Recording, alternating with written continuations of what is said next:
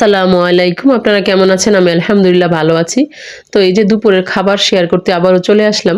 তো দুপুরের খাবার খাবো এবং আপনাদের সাথে ভিডিওটা শেয়ার করব। তো আজকে দুপুরের খাবার কি দিয়ে খেয়েছিলাম সেটাই শেয়ার করতে চলে আসলাম। তো ফার্স্টে প্লেটে ভাত নিয়ে নিছি। নিয়ে তারপর একটা বোম্বাই মরিচ সাথে নিয়ে নিছি। তারপরে ফার্স্টে ট্রাই করেছিলাম হচ্ছে আপনার সিমের লাড়া দিয়ে। এটা বিচিওয়ালা সিম ছিল।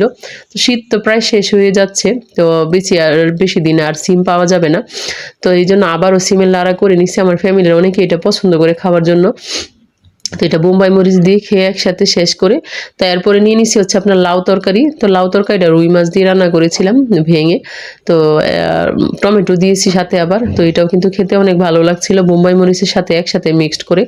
আর লাউটা ছিল গরম, ভাতটাও ছিল গরম। তো দুপুরবেলা কেন জানি আমার একটু গরম ভাত খেতেই ভালো লাগে। দুপুরবেলা ঠান্ডা ভাত আমার একটু ভালো লাগে না। শীতের দিন হোক আর গরমের দিনই হোক, তো গরম ভাত খেতে ভালো লাগে। কার কার ভালো লাগে আমার মতো অবশ্যই কমেন্ট বক্সে লিখে জানাবেন। দুপুরবেলা আমার ঠান্ডা ভাতটা একদমই পছন্দ না। তো এরপরে নিয়ে নিছি হচ্ছে আপনার একটা কাতলা মাছ ভুনা। তো কাতলা মাছটা অনেক বড় ছিল। তো এটা টমেটো আর পেঁয়াজ দিয়ে ভুনা করে নিয়েছিলাম।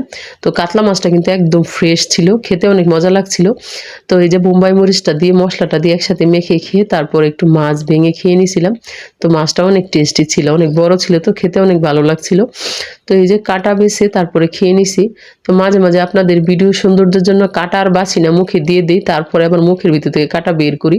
তো এটা বোম্বাই মরিচ দিয়ে একসাথে খেয়ে নিছি।